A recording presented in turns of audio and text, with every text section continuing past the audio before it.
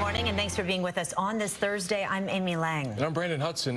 This week, many of us had hoped and prayed for two-year-old Winter that she would be reunited with her family after she was kidnapped on Sunday night, and then after days of searching, our worst fears were realized. Detroit police discovered Winter's body in an overgrown alley on the city's east side. A terrible ending to a life which was over before it truly began, and now a family is filled with grief. Fox 2's Veronica Meadows is live with the latest on that investigation. Good morning, Veronica.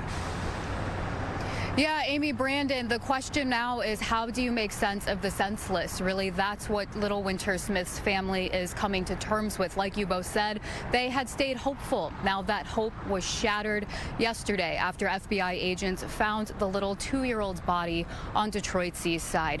These are pictures of little Winter that were shared with us. Her family tells us she was a smart little girl with such a bright future ahead of her, learning her ABCs and talking and singing before she had even turned 1. Again, FBI agents found the 2-year-old's body in an alley near a house close to Nodell and Irwin on Detroit's east side last night. The statewide search for the 2-year-old started late Sunday night after police say Winter's mom's ex-boyfriend broke into her Lansing home, sexually assaulted Winter's mom before stabbing her and then kidnapping little Winter. Monday morning, police arrested Rashad Trice in St. Clair Shores. He's now charged with criminal sexual conduct, home invasion, and more. The FBI promising Winter's family they will do everything they can with their investigation now to bring that person who's responsible to justice. Take a listen. This will be a thorough and deliberate crime scene investigation. It will take time to carefully collect evidence that we need to help bring the person responsible to justice. We want to thank the community for all their assistance in this investigation. I know that you in the media and in the community are anxious for information, and we are sensitive to that. But we'd ask you to understand that we cannot provide further information about the investigation because we want to put our best foot forward and preserve the integrity of the prosecution.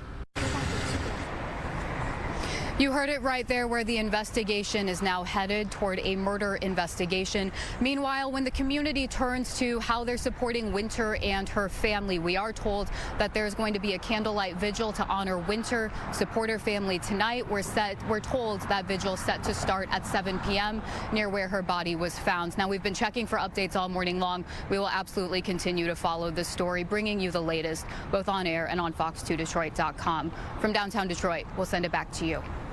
Veronica, any idea how long it could be before we see the actual murder charges in this case? Yeah, Amy, that's a really good question. That's something that our Charlie and Langton and I were wondering ourselves. We don't have any word on that. That is something we are going to continue following closely, though. And as soon as we learn any new information regarding that, we'll keep you updated. Yeah, certainly this is a very active investigation, and obviously police want to have, every T crossed and I dotted, because it's very important to get justice for her family. Thanks so much, as always, Veronica Meadows. We appreciate you. Brandon. Well, let's get to the latest. In a tense developing moment in Washtenaw County, a 44-year-old man is dead, and his suspected killer is currently barricaded inside an apartment in Ypsilanti Township. Washtenaw County Sheriff's deputies say this is happening at the Aspen Chase Apartments on International Drive. Sky Fox is over the apartment complex, which is lined with police and other first responders. And what we know is deputies first responded to a stabbing, which killed a 44-year-old man. And then we're told a 27-year-old suspect has been identified and is armed with a gun and has barricaded himself along with another person. Neighbors have been evacuated from the area. Deputies are asking people to avoid this area. If anybody knows anything, please speak up. As a mother, as a person, a human being, that would be the right thing to do. A mother desperate for answers. And right now, Detroit police hope these new surveillance pictures can help a family find justice. Now, take a look at the young guys in these surveillance pics. They are accused of shooting 4 teenagers on Roselawn Street in Detroit back on June 18th. One of the victims, 16-year-old Alexis Marie. Her life will never be the same, as she is paralyzed from the waist down. Anonymous tips can be made to Crime Stoppers at 1-800-SPEAK-UP.